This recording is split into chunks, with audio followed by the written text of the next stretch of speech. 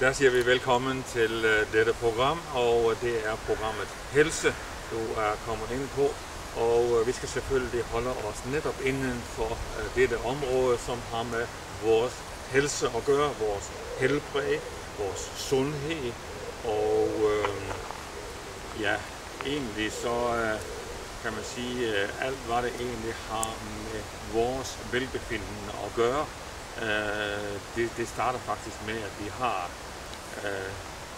et godt helbred, eller man kan sige det på den måde. Jeg tror egentlig, det er lidt bedre måske at begynde fra den rigtige ende af. Vi som mennesker, vi er ånd, vi har en sjæl, og vi bor i et legeme. For også at sige, som nogen siger, som faktisk er vældig dygtige på det her område, de siger en sund sjæl i et sundt legeme. Og hvis du prøver at lægge mærke til den almene lægestand i Danmark, så vil du faktisk også høre, at 85% af alle sygdomme, de starter egentlig i det, du kan kalde det psykiske, du kan også kalde det i sjælslivet. Og jeg vil faktisk sige i det indre menneske, det vil også sige i ånds- og sjælslivet. Derfra udspringer faktisk alt liv, og det er vældig afgørende, at vi passer godt på både vores ånd, sjæl og legeme. Og der kan man jo vende sig til at tage vare på en af tingene. For eksempel så hørte jeg en for nylig, der netop sagde, at det som er et stort problem her, det er, at man tror, at mennesket er endimensionelt. Og nu er der faktisk vældig stor opvågning i Danmark, også blandt den almene godkendte lægestand, så er det vældig stor opvågning blandt det at tale om sjælslivet også. Og endda så er det også ved at blive stor forståelse for, at vi består af ånd, sjæl og legeme. Nu er det altså ikke nogen nyhed, jeg kommer med her. Det er faktisk noget, som de fleste mennesker har vidst om i årtusinder. Og det har så været måske lidt periodisk. Det var i hvert fald en lang periode, hvor man ligesom helst ville tale om det med at have det godt. Det var ligesom, det har udelukkende noget med legeme at gøre. Men i det her program, så vil jeg slå over på en ganske bestemt retning. Der er mange veje, eller det lyder måske ikke helt korrekt, men der er mange måder, hvorpå der er mange ting, der indvirker på det at have det godt. Og vi skal måske en anden dag komme lidt ind på det med at have det godt i vores ånd, og vi skal have det godt i vores sjæl. Men nu skal vi begynde med det med legemet. Og en mand, der sagde til mig en gang netop, eller vi kom til at snakke om det her med hvad det nu var vigtigst, og han var så ligesom, han var faktisk en sådan præst sådan, så han var ligesom kommet over i det der med, at det alt afgørende, det var så, at det fandtes en Gud, som havde omsorg for vores åndelige liv. Men så sagde jeg til ham, at Gud, som har skabt os som ånd, sjæl og legeme, han har selvfølgelig også omsorg for både ånd, sjæl og legeme, og set fra Guds side af, så er det lige betydningsfuldt alle tre dele. Så vi skal prøve at dele det lidt op. Vi har jo i gang, vi har jo en serie af programmer her, som alle sammen handler om helse. Og det er så en af de ting, vi skal tage op her i dette program. Og når det drejer sig om at have en god helse, så er det selvfølgelig vigtigt, og vi tænker lidt på at gå en tur i skoven en gang imellem, og have lidt at slappe af, så det bliver godt til vores sjælsliv. Og vi kunne endda slukke vores mobiltelefon. Det har jeg nu ikke gjort, fordi at min mobiltelefon er vældig vigtig. Det skal jeg komme ind på lige om lidt her. Og vi kan gøre mange andre ting. Men når det nu så, kan man sige, er gået galt, det er sådan set det, jeg skal ligesom prøve at komme lidt ind på i dag, så har vi også en løsning. Der findes en løsning, også selvom det er gået helt galt med legemet. Jeg ved, der findes i dag, og jeg har fuld respekt for dem, der søger efter naturlig medicin. Naturmedicin her, det vel. Og alternative hjælpemetoder, der er faktisk vældig mange. Faktisk så var det sådan fra starten af, at i årtusinder, og hvis vi ser på Danmark, så i hvert fald de sidste 1000 år, så havde man jo i de gamle klostre, så havde munkene jo forskellige planter, og de har efterhånden lært, hvilken plante der var godt for det, og der var godt for det. Nu har jeg jo rejst vældig meget i India, og der taler man stadigvæk om, at den slags mad er godt for det, og den er godt for hjertet, den er godt for lungerne osv., og den er godt for leveren, og den er godt for astma og så videre. Og man har faktisk vældig stor kundskab på det område. Måske netop nogle af dem, som har mindst kundskab, ja, det er måske netop os, der lever her i Danmark og Skandinavien, fordi at vi har fået så vældig stor tillid til de her syntetiske piller. Og nu taler jeg heller ikke imod dem. Det er helt okay. Jeg har jo, for eksempel så blev jeg selv opereret for blindtarmsbetændelse en gang, så der var jeg vældig taknemmelig, fordi der fandtes en læge inden for 2 kilometer, og ellers har jeg måske været en død mand i dag. Så det er vældig godt alt sammen. Men når det så nu er gået rigtig galt, så skal jeg prøve at give dig et eksempel. Jeg var akkurat nu på en tur her, hvor jeg fik anledning til at bede til Gud for mennesker i Jesu navn. Og akkurat i det, så ligger der noget specielt. Vi udløser en speciel kraft, når vi beder til Gud i Jesu navn. Så for lige at slå fast her fra starten af, så er det ikke sådan, at jeg som menneske har nogen kraft frem for nogen andre. Men jeg har fået betroet, man kan sige, Bibelens ord. Den siger faktisk, at når vi tror på Gud, og når vi tror på Jesus Kristus som vores personlige frelser, så har vi pligt til at gå ud og lægge hænder på de syge, så de syge de bliver helbredt. Det er det, jeg skal prøve at komme ind på akkurat nu. Jeg kommer som sagt akkurat hjem fra et møde. Det var bare en lille gruppe. Det var faktisk sådan, at det var en stor koncert, sådan en hel festival faktisk i 5-6 dage. Og ud af disse personer, så har jeg ligesom fået et skilt hængt op og sagt, dem som gerne vil blive bedt for på grund af deres sygdomme, de kan bare komme herover i det lille telt her. Så der kom en 15 stykker over der i det lille telt. Og jeg skal prøve at give nogle eksempler på, hvad det egentlig var, der skete. En af dem, som jeg har oplevet, var vældig markant, kan man sige. Hun sagde jo selvfølgelig på bagerste række i teltet, og sagde sådan vældig forsigtigt, og efter jeg har bedt for en hel del andre, så fik hun mod til sig med at række hånden op, at hun ville også gerne blive bedt for. Og så får jeg hun til, og jeg så sagde så, kom op her, så skal jeg bede for dig. Og så siger hun, ja, hvis jeg klarer det. Og med meget stor besvær, så fik hun sig rejst op, og med meget stor besvær, så ligesom sådan hang hun ind over hver bænkerække, og til sidst så kom hun så op foran der, hvor jeg stod.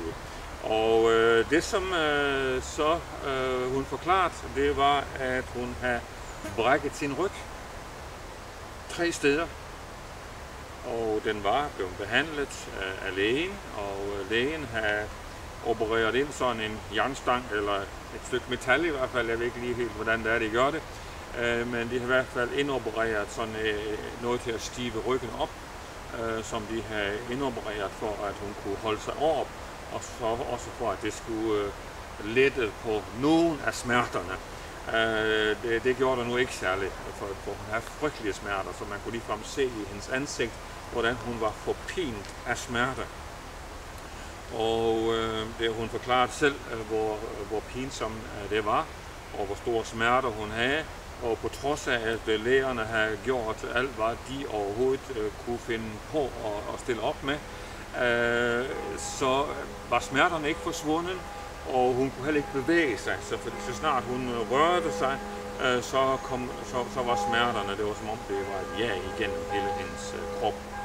Og det der så skete, altså årsagen til kirkeklokken ringer, det er altså ikke fordi at det er i nærheden af en kirke, men det kunne det selvfølgelig lige så godt have været. Men det som skete med hende, det var jo så, at da hun har forklaret hendes sygdom vældig konkret og fortalt om, hvordan det var, hun fortalte lidt i hvert fald om, hvordan det var sket, at hun havde brækket ryggen, og hvad lægerne havde fået gjort med hende, og så forklarede han så det her med, at der findes en levende Gud, og han sendte sin søn, Jesus Kristus. Og da han gik rundt her på jorden, så gik han altid rundt sådan og gik rundt og gjorde godt.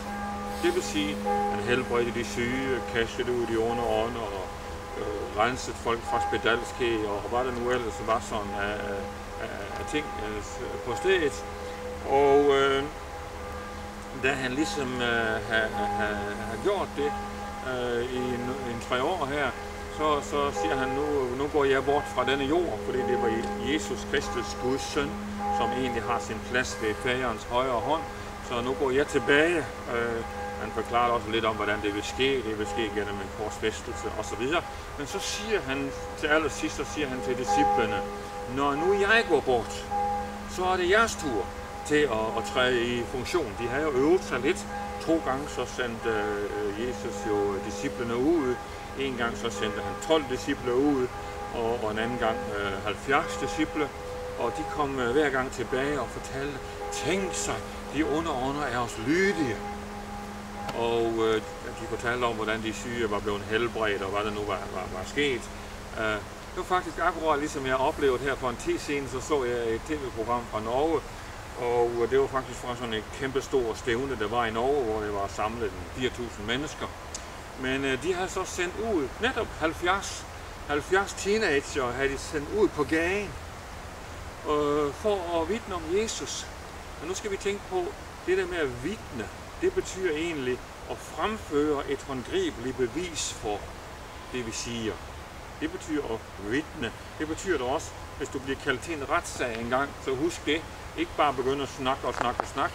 Det, som de vil se på i en retssag, det er, at du fremfører håndgribeligt bevis for det, du siger.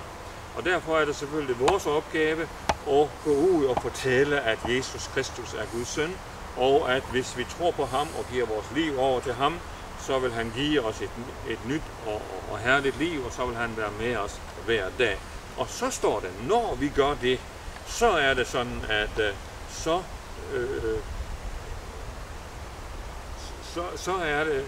er det sådan, at så vil Guds ånd følge med os. Det, der skete med de 70 på Jesu tid for 2000 år siden, det var faktisk det samme, som nu skete med de 70 teenager, de sendte ud på gaden i Skien oppe i Norge. Og de kom så tilbage om aftenen, og så berettede de faktisk, så var det den dag, så havde de bedt med 70 mennesker. Og mange af dem var blevet helbredt for deres sygdomme, alle mulige forskellige typer umulige sygdomme. Og nogle var blevet udfriet for dæmoner, og mange andre ting var sket.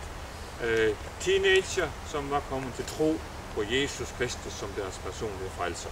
Så det er ligesom baggrunden for det, jeg nu skal komme ind på. Jeg går tilbage i det lille telt, hvor vi havde et møde, og står så over for en her, som har 3 brud i ryggen. Men i hvert fald det, der kom frem til, det var sådan set det der ganske enkle, nemlig Guds befaling. Guds befaling i Bibelen, at når vi er kommet til tro på Jesus, så skal vi gå ud og være et vidne, altså vi skal gå ud og demonstrere Guds kraft. Vi skal fremføre håndgribeligt bevis for, at Jesus lever i dag. Og det, som så skete her, det var, at jeg så bag en enkelt bøn for denne person, for som jeg også sagde der, læg mærke til, det her er bare en lydighedshandling, jeg udfører. Jeg har ingenting med selve miraklet at gøre. Men som det står i Bibelen, så hvis vi vil lægge hænder på de syge i Jesu navn, så vil de syge blive helbredt. Og det er sådan set det, som er afgørende. Så jeg bad en enkelt bøn ud fra det skriftsted, som faktisk står i Jakobs brev, det 5. kapitel og vers 14, så står der sådan, hvis nogen iblandt jer er syge, så skal de tilkalde en ældste i menigheden. Og det var sådan set det, hun har gjort. Hun var kommet på vores møde, og hun har bedt om forbøn. Så det vil så sige, så var hendes arbejde faktisk slut. Så står der så i næste sætning, så står der, at den ældste i menigheden skal bede en troens bøn. Og det var så det, jeg gjorde. Jeg lå hænderne på hende og bag en troens bøn. Og så skulle jeg sådan set ikke gøre mere, så er der punktum i Bibelen, og så var min opgave sådan set slut. Og så står der videre, så vil troens bøn helbrede den syge. Den næste sætning. Det har jeg sådan set ikke noget med at gøre. Det er troens bøn. Man kan sige, at der er jo en tro i det, at hun våger at komme ind i teltet. Der er jo en tro i det, hun våger at bede om forbøn. Så allerede der ligger jo en tro, så jeg skal sådan set bare bede bønnen ud. Og så står det så, at så vil Herren selv komme og rejse den syge fra sit sygeleje. Så da vi så har gennemgået det var ikke fordi det tog så vældig lang tid faktisk, men da vi så har gennemgået det, så siger jeg så til hende, så nu skal du så gøre det, som du ikke kunne gøre før. Og hvad kunne du ikke gøre før? Kunne du bøje dig og nå hænderne til nå jorden med hænderne? Og det kunne hun så ikke gøre i hvert fald, og det kan jeg ikke, siger hun. Nej, det du mener, det kunne du ikke før. Men nu beder jeg dig om at gøre det for at bevise, at Gud har gjort et mirakel for dig. Så du ved sådan lige så stille, så begyndte hun så at nå det sådan et godt stykke derned af faktisk. Og så siger jeg så til hende, okay, det er godt, så rejs dig bare op igen nu her. Okay, jamen det gik jo fint, siger jeg så. Men nu skal vi så prøve igen. Fordi du fik jo ingen smerter, vel? Nej, hun fik ingen smerte ved at bøje sig det, som hun nu har bøjet sig. Så det vil sige, at hendes tro var jo allerede vokset, kan man sige.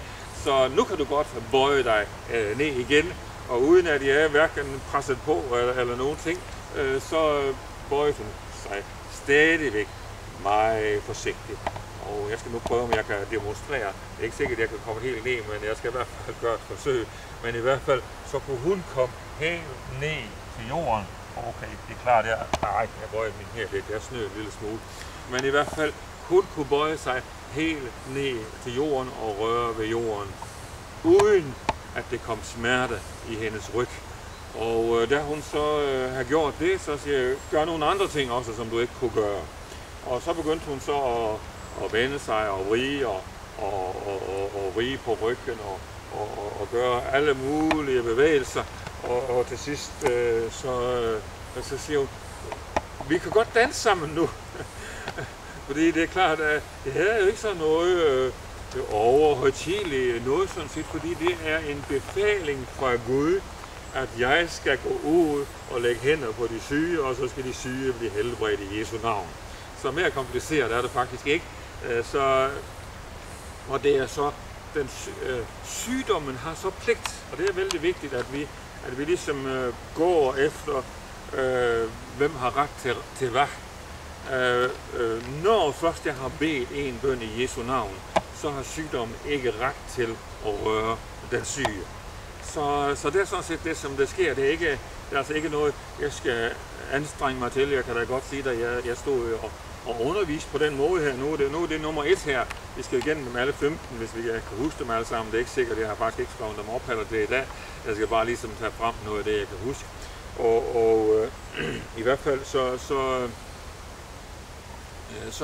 jeg stod faktisk sådan i 3 timer og bag for de forskellige mennesker. Nogen bag kort tid for, og andre bag lang tid for. Og indimellem så fortalte jeg om, hvad Gud har gjort andre steder, og hvad Bibelen sagde om det. Men i hvert fald det, som var måske, jeg vil næsten sige, der er forskellige former for helbredelse. Der er noget, der bare trænger til helbredelse. Der er noget, som vi kan sige for eksempel, ja, hvis bare sygdommen omvender sig, og i stedet for at blive værre og værre, så vil det nu blive bedre og bedre. Og det er sådan set noget af det, som sker nogle gange, når vi beder for de syge.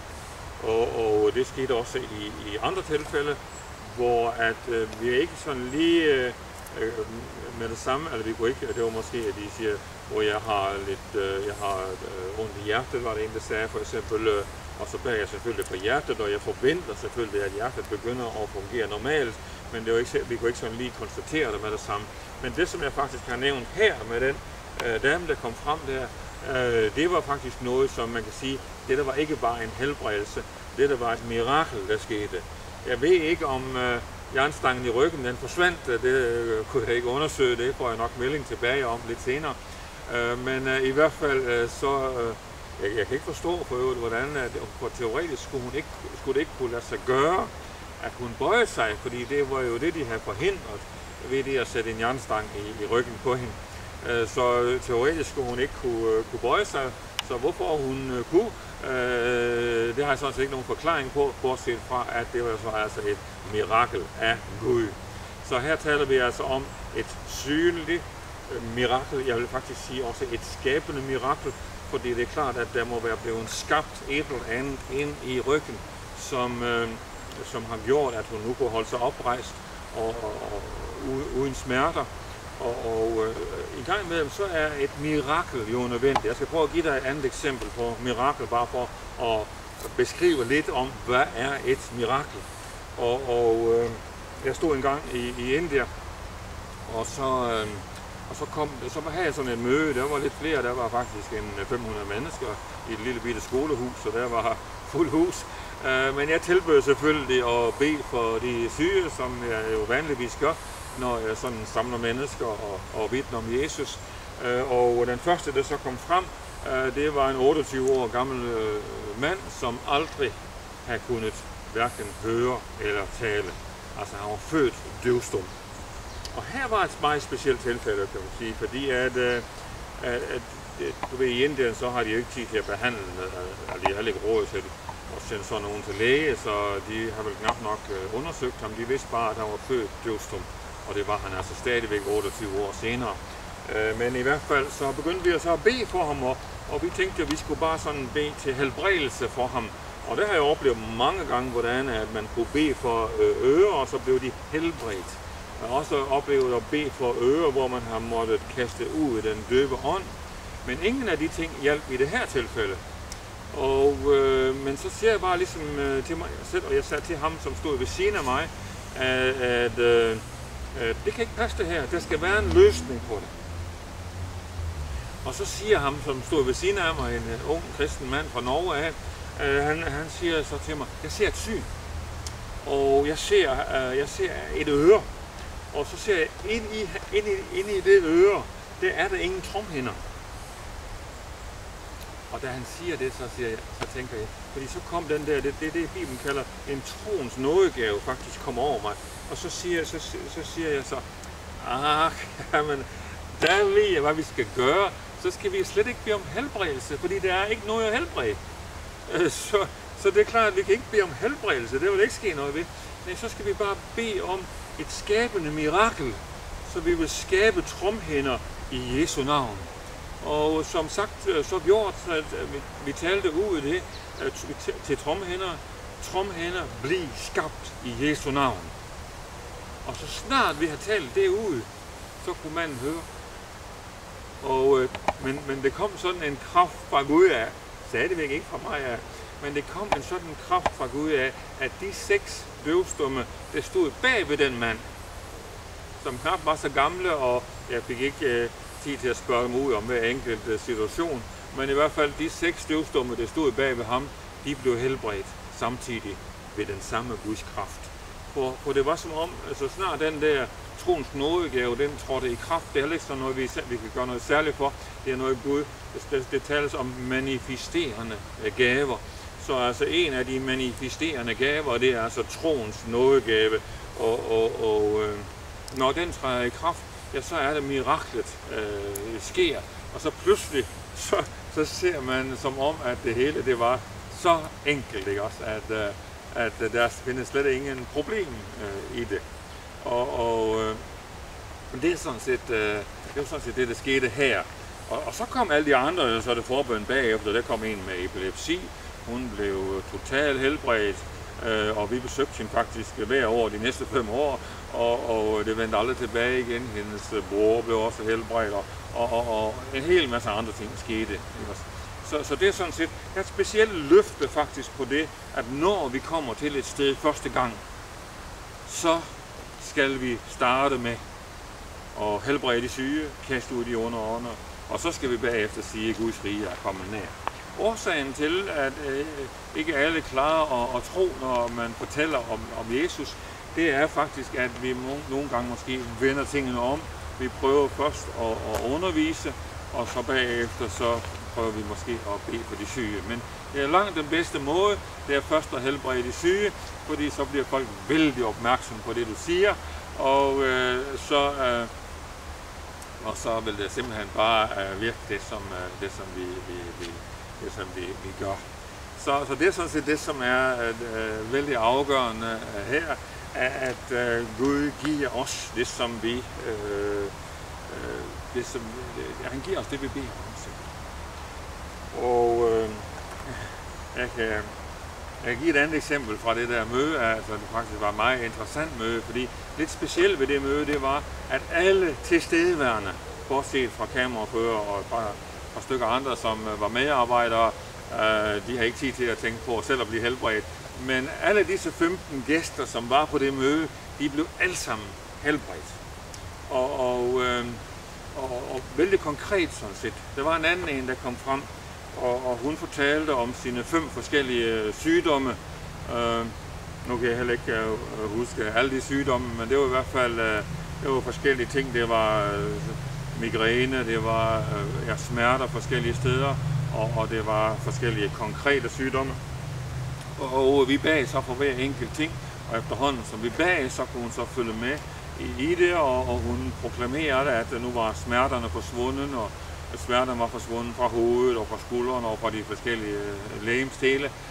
Så efter hun så var helbredt for 5 sygdomme, så er det, jeg kommer frem til den her meget vigtige redskab her, at jeg siger, findes der nogen, som har nogle syge derhjemme, som I ved, der trænger til at blive helbredt? Så kan I tage jeres mobiltelefon, og så kan I ringe dem op, så vil vi bede for dem over mobiltelefonen. Og hende her, der lige var blevet helbredt for 5 sygdomme selv, hun hæv jo selvfølgelig op sin mobiltelefon, og så ringede hun til sin bror, som hun vidste lå hjemme i sengen med ischias og kunne ikke røre sig. Og havde frygtelige smerter og kunne ikke være til nogen steder, og smertestillende hjalp ikke noget, og ingenting hjalp noget. Så det, som jo så var vældig afgørende her, det var så, at hun ringede ham op, og hun spurgte ham, om han gerne ville blive bedt for, og det ville han gerne. Og jeg bag så for ham over mobiltelefonen, og så pludselig så siger han, jamen nu er smerterne forsvundet, nu løber jeg rundt i stuen, som jeg ikke kunne, og fejler ingenting, smerterne er væk. Så og det her var faktisk over, det var blandt nogle svensktalende, så jeg havde tolk på. Så jeg siger så til min tolk, du snakker lige med ham her, så vi ligesom kan få det bekræftet, så sådan helt klart og tydeligt, og at vi ligesom får det her tydeligt bekræftet. Og han snakkede så med ham på svensk, og det viste så, at han kendte manden jo. Det vidste jeg så heller ikke, og det vidste han heller ikke. Men han kendte ham, og han vidste, at han var plaget af ischias. Han vidste, at han lå i sengen på grund af ischias. Og så fortæller manden, nu løber jeg omkring i stuen og fejler ingenting. Så det, som er det vældig afgørende her, det er altså, at Gud virker så på på forskellige måder. Og det, som er afgørende her, det er altså, at Gud griber ind. Så der var så en del forskellige sygdomme. Der var faktisk flere med rygsmerter, og der var alle mulige forskellige sygdomme til stede, og alle kom altså frem og blev bedt for, og alle kunne konstatere,